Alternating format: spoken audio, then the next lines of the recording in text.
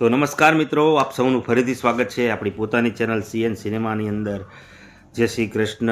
આપણે આજે વાત કરીશું લાલો મૂવીના 41મા દિવસની કલેક્શનની અને 40મા દિવસ એટલે ગઈકાલે લાલાએ કેટલું કલેક્શન કર્યું.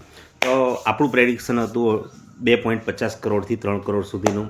તો લાલો મૂવી છે ને, કૃષ્ણ ભગવાનને આપણે જાણી તો શકવાના નથી. આપણે મનુષ્ય છે, ભગવાન હોય છે, લાલો લાલો છે, એની માયા છે.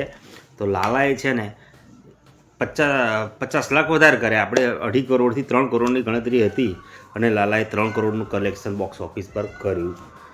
અને લાલો હવે ઇન્ટરનેશનલ લેવલ પર પણ જબરજસ્ત શું કહેવાય ધમાલ મચાવી રહ્યો છે.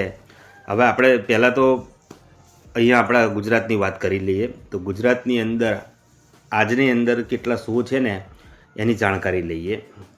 તો અમદાવાદની અંદર જો જે શો હતા 592 શો હતા, એ પ્રમાણે એમના એમ જ છે. શોમાં કોઈ વધારો ઘટાડો થયો નથી.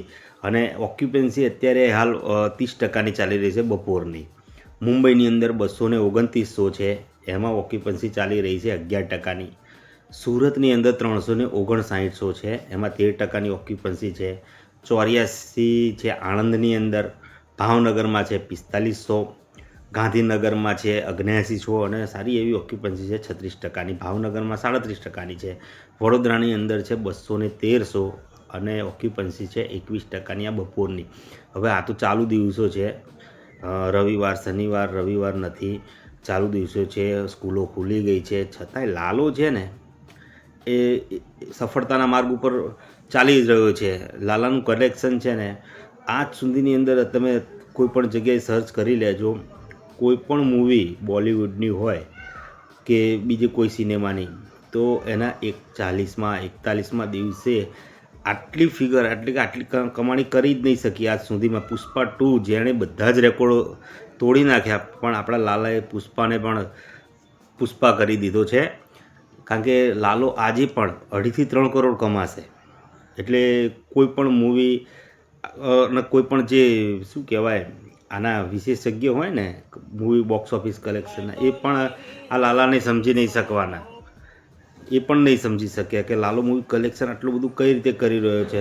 આજ સુધી હિસ્ટ્રીની અંદર ગુજરાતી મૂવી કોઈ પણ મૂવી 4 કરોડથી વધારે એક સિંગલ ડે પર કમાઈ નહીં શકી.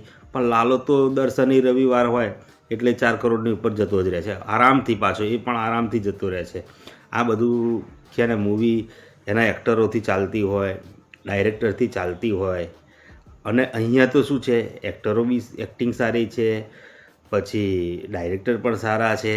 અને ખાસ વસ્તુ કે ખાસ વિષય એ છે કે આને લાલો ચલાવી રહ્યો છે.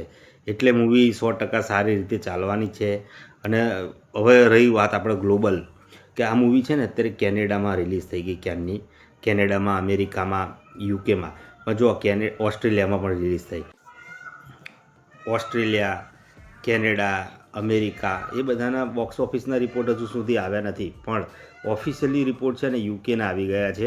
યુકેની અંદર 14મી તારીખે જેવી આ મૂવી રિલીઝ થઈ ત્યારથી જ એને રેકોર્ડ તોડવાનું ચાલુ કર્યું. આજ સુધીમાં ગુજરાતી મૂવી જેમ સાઉથની કોઈ પણ મૂવી હોય, ઇન્ટરનેશનલ માર્કેટમાં જ્યારે પણ એ મૂવી રિલીઝ થાય ને તો પહેલાં એનું પ્રૂ બુકિંગ ને બધું થતું હોય ને બહુ આમ જાહેરાત પણ સારી એવી થાય. પણ ગુજરાતી મૂવી લાલો તો છે ને માઉથ પબ્લિસિટીથી એટલું બધું સરસ ચાલી રહી છે કે જો યુકેની અંદર જેવી રિલીઝ થઈ 14મી તારીખે, 15 તારીખ અને 16મી તારીખ, આ 3 દિવસની અંદર 90,000 જીબીપી એટલે એમની કરન્સી છે, 90,000 જીબીપીનો કલેક્શન કર્યું. હવે 90,000ને ગણીએ ને આપણે જીબીપીના એટલે ડોલરની, તો 1 કરોડનું કલેક્શન 3 દિવસમાં ત્યાં કરી લીધું છે. અને પર કેટલી લોકેશન ઉપર રિલીઝ થઈ છે યુકેની અંદર? 10 લોકેશન ઉપર રિલીઝ થઈ છે. અને 14 લોકેશન ઉપર રિલીઝ થઈ છે.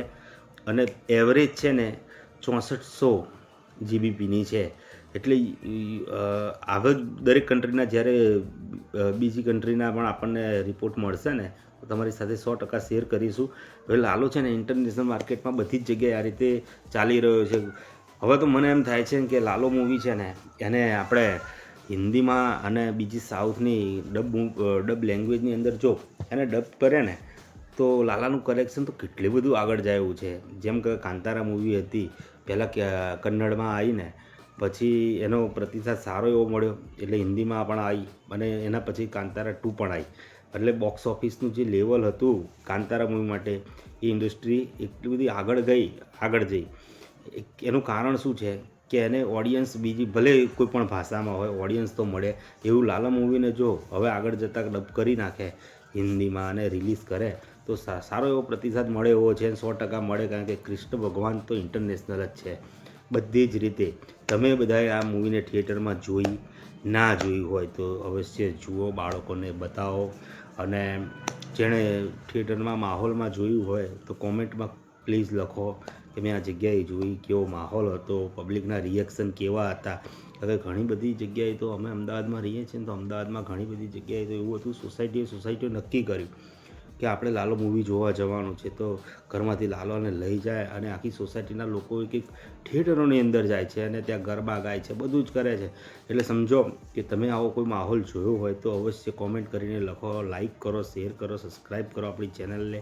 તો ફરીથી મળીશું આવતીકાલે દિવસ 42માની પૂરી જાણકારી આપીશું. કેટલું કલેક્શન આજે થયું પ્રોપર એ પણ જાણકારી આપીશું. Thank you.